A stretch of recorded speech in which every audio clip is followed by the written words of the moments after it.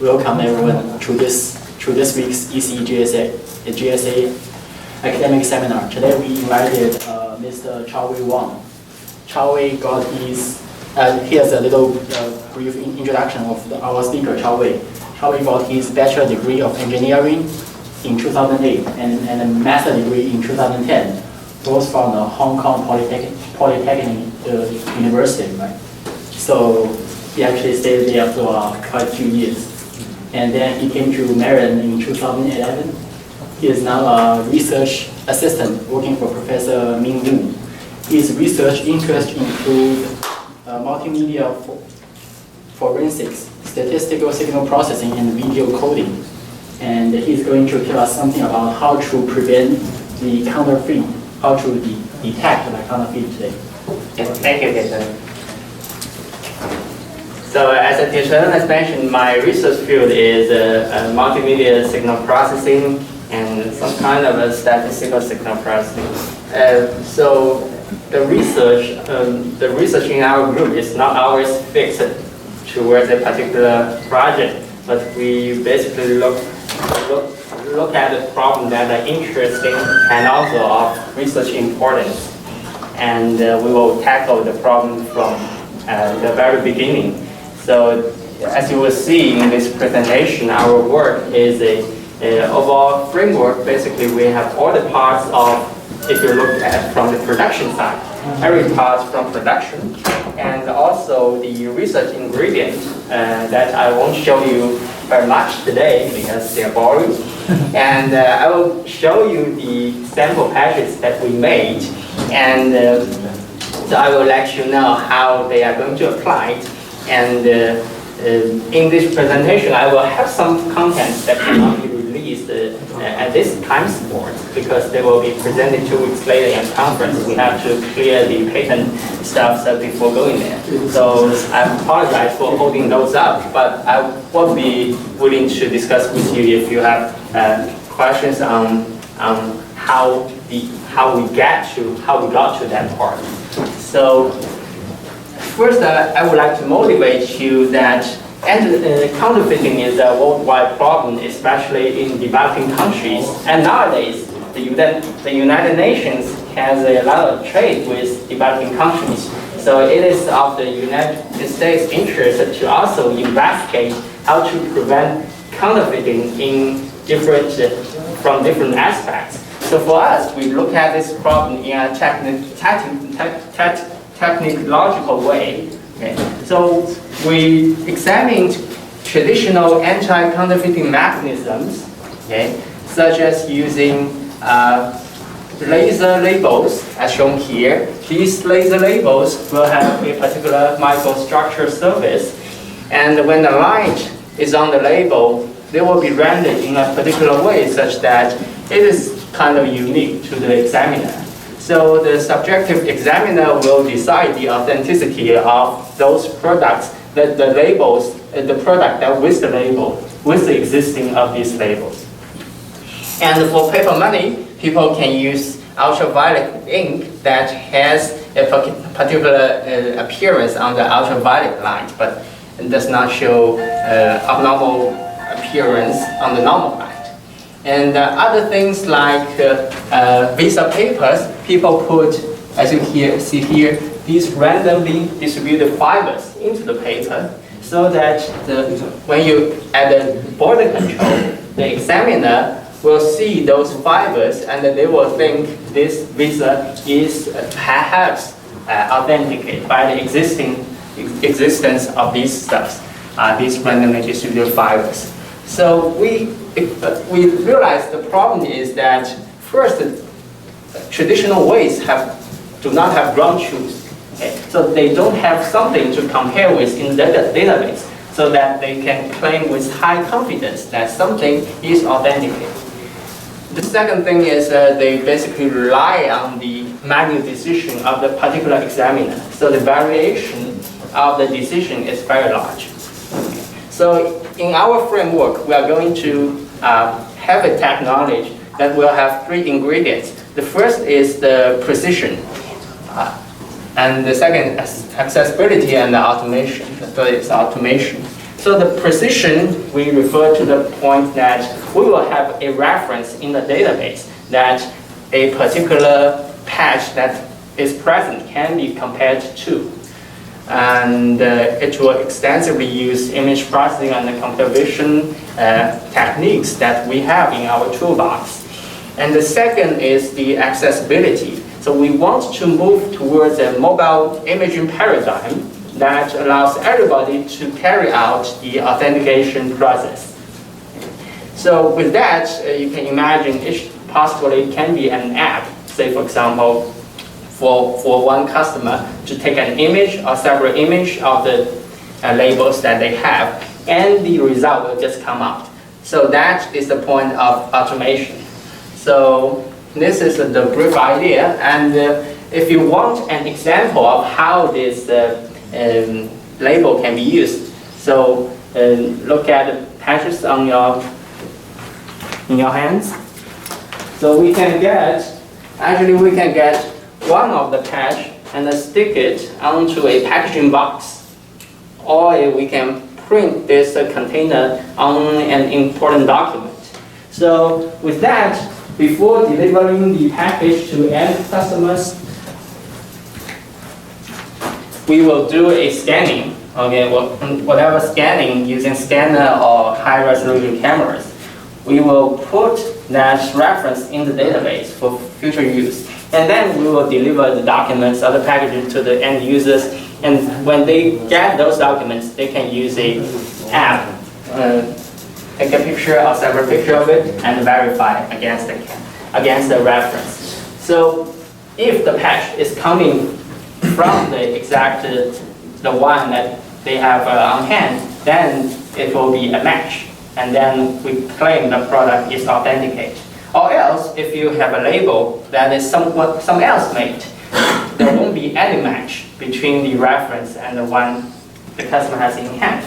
So it will be not authenticated. So that's the basic idea. Now I'm going to talk about the technical foundation of this line of works. So basically, we are going to use the features of those paper surfaces. So one is intrinsic feature, the other is extrinsic feature. I will explain later. But for the intrinsic feature of the papers, basically when you look at these papers, the appearance, the surface is appear to you flat, but it is actually not in a microscopic view. Okay. So this is an example of 1 mm by 1 mm paper patch. It is scanned by a confocal microscope, and each point is colored with a color code and represents the height, relative height. The unit is in micrometers. So as you see here, basically with very tiny paper patch, it consists of intertwisted fibers, and these fibers makes the surface rough and not flat. So with this surface, we can try to model for, say, each pixel area will have a surface direction represented by a normal vector that is attaching to a particular pixel point. So the black part means there is some holes. Yeah, perhaps these black region means there's a hole here. There. Yeah, there. Yeah. And these may be some noise samples because so this surface is reconstructed by a stack of images along the z-axis. So it may not be a very good rendering, but the overall idea is that the surface is not flat, but instead it has a 3D structure. And this 3D structure, as we will use it later, will be representing this work by the normal vector direction. Okay. And then we try to ask a question. Can we capture those roughness, the microscopic roughness of the paper by using consumer level cameras? Then we try to use a high-end camera, a Canon camera first, and we take a picture of it. We set everything nearly optimum, and then we present a 1 mm by 1 mm patch here. Okay, so as you see here, we decompose the RGB channels, And each channel have a slightly different appearance because the appearance is rendered under a different a light with different wavelengths. Okay, so the appearance can be different depending on the paper material. The takeaway message is we indeed can show some can see some of the paper structures, but not as clear as in this case. But there's a hope, right? So we have the texture patterns that is due to the intertwisted fibers and the non-flatness of the paper surface. Okay, so this is a good start. And then we will ask, can we use a camera or a scanner that commonly found in offices to capture those microscopic roughness? Okay. So these are the results of some patches that I have given you. So the size is less than 1 inch by 1 inch. Less than 2.5 centimeters by 2.5 centimeters. So I use a different acquisition devices, and if you look at them closely, and you will see the patterns are almost the same, but they are not.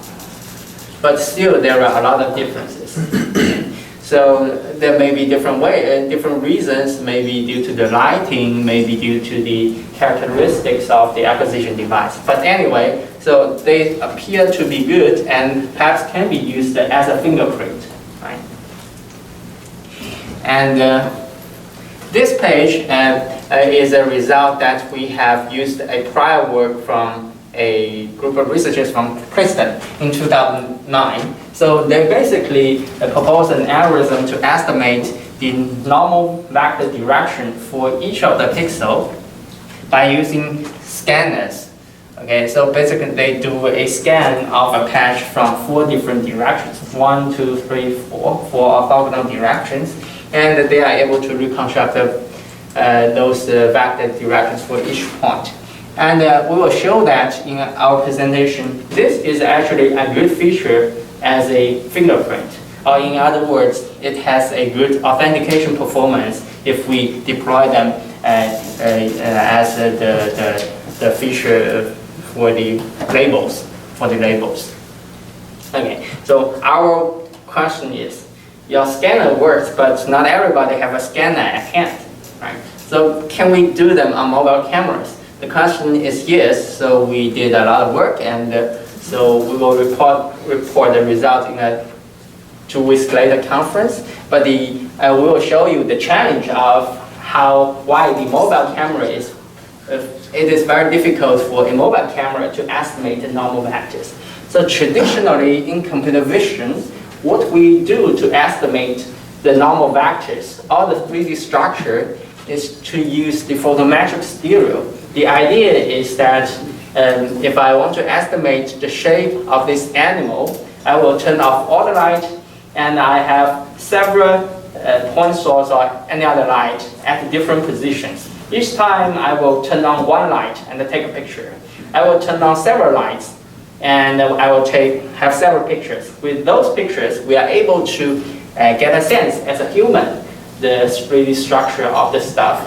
And it is actually possible to use called a diffuse reflection model to estimate the normal vectors. But the thing is, conventionally, the scale of these stuffs are very large, right? So in our problem, the patch is less than 1 inch by 1 inch, and the microscopic structure has a high difference in, as you remember, in micrometers. So how can we, is it possible to use this same approach? Will the noise actually override those features that should have been presented by the different orientation of the paper surface? So this was a problem, and fortunately we were able to do some careful engineering and made it work. Okay. So in this talk, I will just focus on the extrinsic features. By extrinsic features, I mean that the features that added to the paper or the surface. So basically, here they add some fibers to the paper. so that, and then the fibers are randomly distributed. So when you take an image of it, because it's of high contrast, it is very easy to get those stuff, get those fibers. So there won't be a problem in how we can extract these features. And in this case, they add some random dots, circle dots or color dots to the surface. And in this case, they put some random bubbles in the polymer during the generation. So each of these features are just unique. They can serve as a good fingerprint. But the question in this set of problems, the extrinsic set of problems, is not the imaging problem, but the problem is how we can put those fibers, how we can put those bubbles, what kind of distribution I want, so that I can maximize the overall discrimination performance or the authentication performance. So we try to understand those things by building our own powder patches. So we put some powder and seal it with the plastic tapes, and we use some algorithm to extract it, and then it's aligned. We can do some analysis. And we also did some simulation before going to any mathematical analysis to get an idea how say the foreground object shape will affect the performance, and so on and so forth. So I will show you a brief version of the analysis. So the first is the intrinsic paper puff. So as I said before, the intrinsic paper puff makes use of the normal vector directions as a feature. And that feature is actually not a computer vision feature, but a physical feature of those fibers. Right? So suppose that fiber, that feature should be very robust over different acquisition conditions. So we test it. So we use different scanners to get normal vector fields, and we use different imaging scales to get normal vector fields. And we try to examine whether those vectors, the estimates will be consistent, and the result is good. They are quite consistent over different acquisition devices and also over different scanning scales. Okay, so with that, we can try to build a toy example to do an authentication. Suppose I currently have a wine here, and there's a label on it. I take a picture of it, and I would somehow be able to estimate the normal vector field of that whole patch. And then I will compare it with the reference in the database. So in a case that this wine is an authentic product, there must be a match between the normal vector field that I estimated and the reference. So basically what we do matching is we take a sample correlation and get the sample correlation coefficient. It will have the range between -1 to +1. And 0 means almost no correlation. 1 means there's a high correlation. So in a good case, we will get a correlation around 1. So this is a distribution for the correct measures cases. And in a bad case, I have a fake wine, and the label must be generated by someone else. It is of almost surely you will have a no match between the current fake one and the reference in the database. So you will have a correlation around 0. So these are the two probability distribution, and the examination, the authentication problem is casted into a statistical hypothesis testing problem. If you're familiar with it, it's good. And if not, let me just explain. So you can set a threshold somewhere here, say 0.3. And if the correlation is greater than 0.3, and we can declare the patch and the wine is authentic. Otherwise, it's not authentic. The setting of threshold, we can have a different criteria, but practically, usually the threshold setting is not optimal, and we won't be able to invoke Riemann-Pearson lemmas. And so here we basically show very separated distribution. So we can say that in almost all cases, we will have a very good authentication performance by using normal vector field. Okay. But we then have another question. So as we said before, the normal vector field were estimated from the scanner scanned images. So the question is, can we just directly use the scanner scanned images instead of using the normal vector field that are estimated from these images? So the answer is sometimes yes, sometimes no. The thing is, the scanner is a very strange thing. The camera and the light are put at different locations. So to the camera, the reflected light from the paper is always coming from one particular direction. So when you rotate your scanned document by 180 degrees, the light coming to the paper to the sensor is actually changed. Okay? So you will have, even for the same patch, you will have a slightly different appearance. Okay? So it is the same when I stand at a different location to look at that match. It will give me a different appearance. So for these two, if you do a correlation, it won't give you very low correlation as small as 0, but you will have an average of 0.3 or 0.2 correlation. And that will affect the threshold setting. So in the previous case, we can set threshold at 0.5 to make a decision, but not anymore. So the thing is, we can use the image of the scanners for authentication, but we have some constraint. We need the users to specify which direction I scan that paper. So that's not flexible, and perhaps it's just a lab use. We won't have more inquiries into it. Yes. You mean you can separate if a paper is made of cotton or just copy paper, right? We don't separate cotton paper and the copy paper. We just tried for copy paper. Can we separate those true patches with the fake patches? And we also tried cotton paper. So we just test whether the performance is the same over different categories of paper. You mean you separate paper from which are made from different companies? So basically, we will have one particular patch that will be sticked onto a package, and that patch will be scanned, and the image will be stored in the database. So when the end user tries to verify it, he will take another image and then verify against the thing in the database, right? So if it is a match, and then it will be a high correlation. But if you get a patch that is fake, basically it's not related to the one you have in the database. So you will get a 0 correlation. So here the separation between H0 and the H1 is basically the separation of those correct matches, and any other matches that not due to the patch, the authentic patch you have. Yes?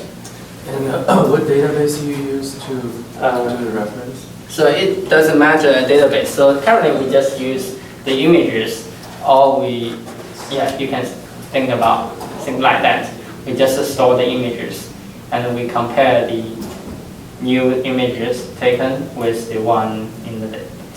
Okay, so you create the database yourself with only one image, like the correct image? Yes, but we have many different, we have a batch of, say in that paper, we have a batch of 80 patches. Okay. Yeah, so the database is should be quite large if we want to understand the limiting performance. And the patch, the fake patch, how different? Yeah, so basically fake patch may not be an intentional fake, but it can be any patch that is not the current patch, right? So no any two patches will have the same appearance and also the microscopic structure. So that serves as a fingerprint for a particular square that you have on that paper to differentiate it from any other thing. Why there are two peaks for H1 hypothesis? Yeah. So this is for the correlation of those patches that are scanned from the same direction. So for two scans, you will have a little bit variation, but correlation is usually high, right? But if you scan the patch from one direction and then from another direction, you got two different versions like this and this. They have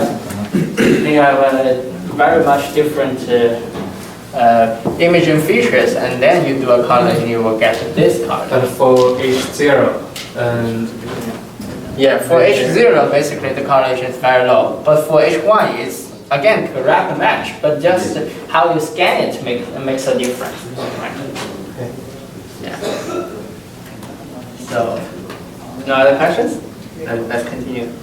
So here we examine. So first we examine by using the normal vector fields, normal maps. Okay, does it work? And it works. And we ask the question: can we just use the images that we use to estimate the normal vectors? So we found the performance is kind of limited. We have some restrictions.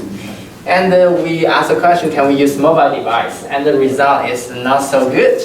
And we just use the mobile captured images, these two, and we enhance the contrast using these two guys. And then we plot the ROCs, and the problematic thing happened. So this is H0. For incorrect measures, again, the mean is almost 0. But for the correct measure case, the peak is almost at 0.5. And the worst thing is you have tails of H1 and H0 overlap. So converted to an ROC, you will find that at a false alarm rate of 10 to the minus 4, you will get a miss rate of 10 to the minus 4 to 10 to the minus 2. That means out of 10,000 samples, if you allow one false alarm, you will get 1 to 100 miss. Okay. So this is not acceptable in a large-scale application, right? So that's the problematic part. So what we did was we don't want to use the appearance, the image itself, because the imaging has been affected by the lighting conditions and the camera properties. So we indeed want to go to the use the cameras to estimate the normal vectors. And that is the physical feature of the paper, and then use them as a feature. And the results were good. So I apologize, I won't be able to review so much details of this part, but 2 weeks later the paper will be available. Hopefully another presentation for the conference will be available. If you're interested, you can look at it. So the second part is I talk about extrinsic paper PUFs. So these paper PUFs, we have less a problem of imaging or getting the feature, but more of a problem of how the feature should be generated to maximize the performance.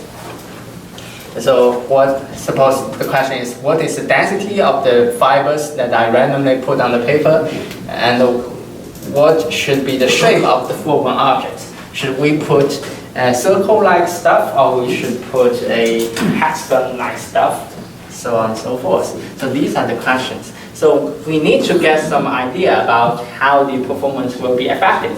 So we first did a set of experiments and simulations, get some idea, and then we proceed to modeling part. And the modeling part can systematically tell us how the performance will be affected. So first we examine if we increase the density of the foreground objects, how the performance will change. So basically we see that after increasing density, the H0 distribution will have a larger variance, and the H1 distribution will have a small variance. Okay. There's no significant results that we can draw from, or it is not so interesting, but the takeaway message in this part is we change some parameters, design parameters, and we want to see how the H1 and H0 are changed as a function of those parameters. And ultimately, what we are interested is in the ROC that we are going to draw. The ROC is a function of these two guys. And once we can model this guy and this guy, and then we can derive an analytical model. And here is another set of experiments. So we look at how the alignment in precision of those patches will affect the performance.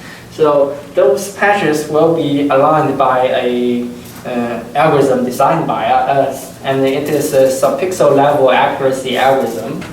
And the thing is, if we add some inaccuracy to the alignment algorithm, say from 0 to 1 pixel with step size 0.1 pixel, we will see that for the correct measure cases, the distribution will have a decreasing average correlation and the increasing variance. And with this figure I drew here, so we're basically looking at, okay, so this is Y is the correlation. This is for the incorrect matches, and always 0 as the perturbation goes up. And this is the correct match correlation, okay, the mean value of it. You will see that as I increase the perturbation, the correct match correlation will drop. But as I said, our alignment algorithm is at least 1 pixel accurate, so the drop is not so significant. So we will conclude that the imprecision of the alignment algorithm perhaps won't have so much effect on those foreground objects, the extrinsic PUFs. So these are just ways to get an idea how the performance will be affected. Ultimately, we want to model this guy and this guy. Right. So this is a simulation for the isotropic patch. Okay, before we do any modeling, we want to simulate those patches randomly distributed and with different circle width, and we will see how the performance are they. And we found something interesting. Okay, so if I contrasted this, okay, with this version, which one? This one has a thinner boundary, and this one has the thickest boundary, which basically makes it a disk. And you will see that the authentication performance with respect to the increase of perturbation drops faster for the guy sitting here. So the circles with thinner boundaries will be more sensitive to the alignment inaccuracy. And this is reasonable because if you have a little bit alignment off, so basically the match of the boundary will just gone, and then you will have a less lower performance. Okay, so these are just some ideas. Okay, so all these things are working towards building a model for the distribution of H0 and H1. So we try to build the distribution, and we have to do some simplification. We have to think the images are binary images, and the noise is not so large, and the registration error is only global displacement. And under the two hypotheses, we identify where are the randomness coming from. Okay. So for the, we don't go into details of the algorithm design, but the brief idea is we try to get the correlation coefficient for the two cases, and it will be a function of two variables that can be read from here. So if we want to do a correlation of this image with this image, so the rho is dependent on this area and then this area. So the blue area is the area that if I want to change this guy into this guy, how many white pixels should I flip into black? And this red area is if I want to change this guy into this guy, how many white pixels I should flip into this area. So basically these two areas are the random variables, and the rho is a function, determinist function of these two random variables. And we are happy that we will be able to model them in combinatorial cases and so on and so forth. So I won't go into detail. Okay, so much for the exposure, for the detailed the theoretical part. So I'm now going to conclude. So the thing is, we have studied both the intrinsic and the extrinsic paper paths. For the intrinsic paper paths, we were able to make it work by using mobile cameras. So this is very convenient for end users to do authentication. And for the extrinsic paths, we try to get an understanding of how the performance will be affected by various design factors, such as the foreground object shape and the density of the foreground objects. And we will have some future work. For the intrinsic paper path, one thing is that we want to understand how that paper is resilient to tampering, such as folding, water treatment, or the greasy hands, right? So, and for the extrinsic paper paths, we will just work more on the modeling part. And there is also a database problem. If we store the images in the database, millions of them will cost, say, more than several terabytes. Right? And that will be a problem. So we have to compactly store those images. So we basically need to design the hash for them. And then we will carry out comparison under that hash domain. So this is also a research problem. So that's it for the presentation. Thank you.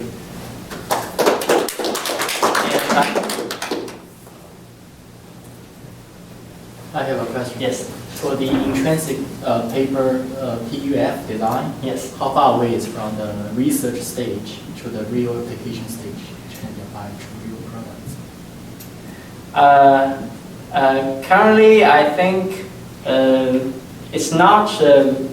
So we have a proof concept of very, very restricted setup. But in principle, we can relax those setup and make it real world applicable.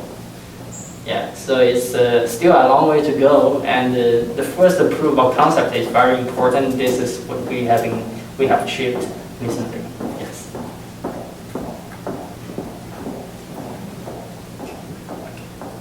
Okay, thank you. Thank you so much.